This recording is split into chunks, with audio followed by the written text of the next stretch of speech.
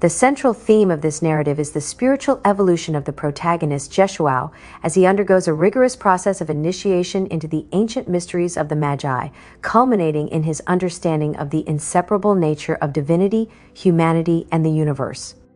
Throughout his journey, Jeshuao faces significant physical and spiritual challenges that force him to confront the duality between established social customs and the higher truths of existence. His progression from a wandering teacher in Hindusland to an initiate in the sacred cave of Bokhara reflects a profound shift in consciousness, moving away from mundane societal constraints toward a realization of his own eternal divine essence. This journey serves as a metaphor for the universal quest for enlightenment, where the initiate must learn to transcend the limitations of the physical body and the dictates of external authority to reach a direct connection with the Supreme. The struggle against dogma and social structure. The narrative underscores the clash between the protagonist's evolving spiritual philosophy and the rigid, often hypocritical structures of traditional society. Jeshuao's teachings, which emphasize the equality of all men, the importance of physical well-being as a temple of the Supreme, and the rejection of caste-based hierarchies, directly threaten the existing power structures of the Brahmins. His trial by the Hierophant serves as a pivotal point where the themes of individual freedom and divine truth are pitted against the weight of institutional custom. By advocating for the right of common people to live free from the oppressive weight of caste and the blind adherence to restrictive traditions, he asserts that divinity cannot be contained within social hierarchies. Challenging hypocrisy, Jeshuao posits that if one person is divine, then all people share that spark of divinity, rendering the notion of untouchables logically inconsistent with spiritual truth. Redefining service, he refutes the idea that service to the divine requires the neglect of the human body or the acceptance of suffering, arguing instead that the body is a sacred vessel that must be maintained and respected. The virtue of meekness he distinguishes between the meek who understand and love the earth and the stupid who fail to act against harmful forces or defend their sacred spaces, advocating for a balanced, proactive approach to living. The mystical teachings of the Magi. The guidance of the three Persian masters, Melchior, Caspar, and Balthazar, provides the essential framework for Jeshuao's development. Their teachings are rooted in a deep, esoteric knowledge that transcends physical appearances and material reality. By introducing him to the mysteries of the Magi, they facilitate his transition from an intellectual understanding of these concepts to an experiential mastery of them. The Magian belief system, which views the universe as a manifestation of the good thought of a divine, unknowable source, emphasizes the interconnectedness of all life and the continuous struggle between light and darkness. Symbolism of fire. To the Magi, fire is a sacred representation of God, symbolizing the transformative power that consumes lower elements to reveal spiritual truth. The concept of duality, the masters teach that existence is defined by the ongoing conflict between the higher luminous self and the lower physical self, a struggle that every individual must navigate. Divine manifestation. Through the study of Ahura Mazda and the seven Amisha Spentas, Jeshuao learns that the divine manifests as a spectrum of powers that shape both the cosmos and the human experience, guiding the soul toward ultimate salvation. Transcending the physical through initiation. The climax of the journey within the sacred cave of Bokhara represents the ultimate test of the initiate's mastery over his own consciousness.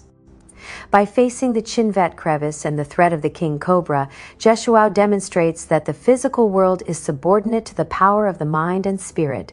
His ability to remain in a state of radiance while threatened by physical death signifies his realization that life and death are merely different facets of a single eternal experience. Through these trials, he learns to project his consciousness beyond the limitations of the flesh, achieving a state of unity where he perceives himself as both the observer and the observed, the creator and the created. 1. Inner preparation. The initial period of 80 days of silence in the desert strips away his reliance on external validation and intellectual constructs, forcing him to confront his innermost questions and anxieties. 2. Demonstrating mastery. During the initiation, His ability to heal a self-inflicted wound and remain composed in the face of death proves his impregnable nature, signifying that he has successfully integrated spiritual armor. 3.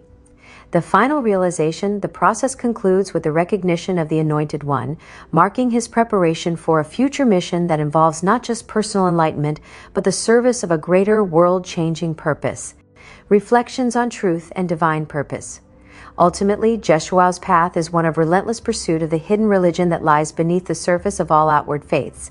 By moving past the superficial requirements of dogma, he finds that the true goal is not to conform to the world, but to align oneself with the eternal laws that govern the spirit. His transition from a confused seeker to the Anointed One reflects the recognition that true wisdom is a living flame, capable of guiding humanity out of the darkness of ignorance and into the light of divine understanding. The narrative concludes with a look toward the future, acknowledging that the path of the initiate is one of lifelong service to the truth. In summary, this narrative chronicles the transformative journey of an initiate seeking to transcend the limitations of the material world and the rigidity of societal norms. By embracing the ancient wisdom of the Magi and undergoing rigorous spiritual trials, Jeshua cultivates a consciousness that bridges the gap between the mundane and the eternal. The core takeaway is that true divinity is an inherent, unchangeable reality that can be realized through the integration of heart, mind, and soul, ultimately enabling the individual to serve as a beacon of light for all humanity. The journey of initiation, a spiritual awakening. The core theme of this narrative follows the profound internal transformation and rigorous trials of the protagonist, known as Jeshua, as he navigates the path toward divine enlightenment and the mastery of esoteric mysteries. His journey, beginning in the wake of a miraculous healing event, serves as a catalyst for a deeper exploration of existence, morality, and the nature of the self. By breaking away from the rigid societal expectations of his environment, Jeshua begins to perceive that true spiritual power is derived not from external customs, but from an internal alignment with the boundless essence of the divine. This shift in perception allows him to question established doctrines of caste, duty, and authority, framing his mission as one that seeks to liberate the individual spirit from the confines of conventional human thought and societal servitude.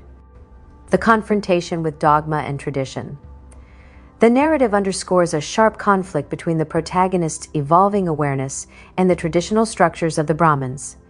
His teachings, which emphasize the inherent divinity of all people regardless of their social standing, directly challenge the status quo.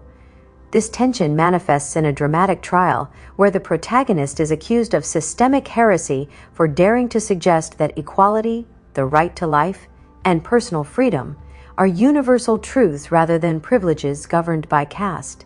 These accusations represent the friction between institutionalized religion and the pursuit of individual spiritual autonomy. The protagonist's defiance of these hierarchical constraints highlights a vital lesson. When spiritual authority becomes stagnant and exclusionary, it often prioritizes the comfort of the few over the fundamental dignity of the many. The charge of equality, the protagonist is indicted for proclaiming that every individual possesses a divine essence, effectively dismantling the spiritual barriers intended to segregate humanity. The challenge to custom, by questioning the sanctity of harmful creatures and the necessity of rigid traditional rites, he asserts that the human body is a sacred temple that demands care and protection. The rejection of mediated grace, a central point of contention, is his assertion that a human guru is not an essential intermediary to reach the supreme, emphasizing a direct internal path to divinity. The mastery of esoteric wisdom.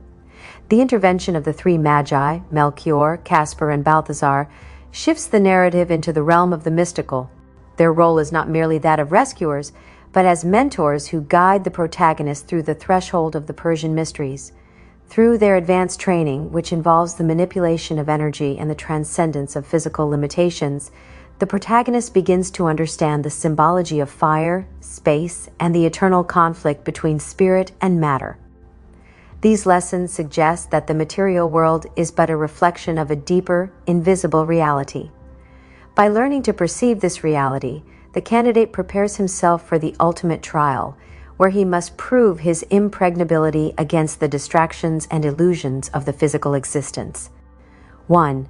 The symbolism of fire. To the Magi, fire represents the living presence of the divine. It is to be honored as a creative force that consumes the base elements of the lower self. 2. The nature of Ahura Mazda, the philosophy taught to the protagonist, positions the creator as a manifestation of wisdom and light, constantly engaging in a cosmic struggle against the shadow of destruction. 3. The crossing of Shinvat. The metaphorical chasm represents the difficulty of bridging the gap between material concerns and spiritual reality, a feat accomplished only through absolute focus and the shedding of worldly fears. Testing the spirit in the desert. The 80-day sojourn in the desert serves as a crucible for the protagonist's inner resolve. Stripped of his belongings and isolated from the support of his mentors, he is forced to confront the fundamental questions of his identity and the source of his trials. This period of silence and deprivation is crucial, as it forces the protagonist to reconcile his human vulnerabilities, such as illness, doubt, and the allure of physical comfort, with his aspiration for spiritual perfection. His eventual emergence from the desert signifies the maturation of his consciousness, moving beyond a simple intellectual understanding of the mysteries toward an experiential embodiment of the truths he has been taught. It is within this solitude that he learns to view life and death not as opposites, but as parts of a singular, eternal flow. The illusion of suffering during his time in the desert, the protagonist realizes that many of his hardships were exacerbated by his own emotional reactions and attachment to outcomes.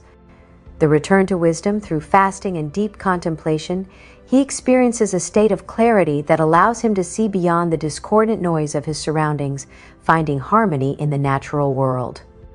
The role of the teacher, the guidance of the Magi, is revealed to be a path that prepares him not just for personal enlightenment, but for his eventual role as a messenger and bearer of greater truths.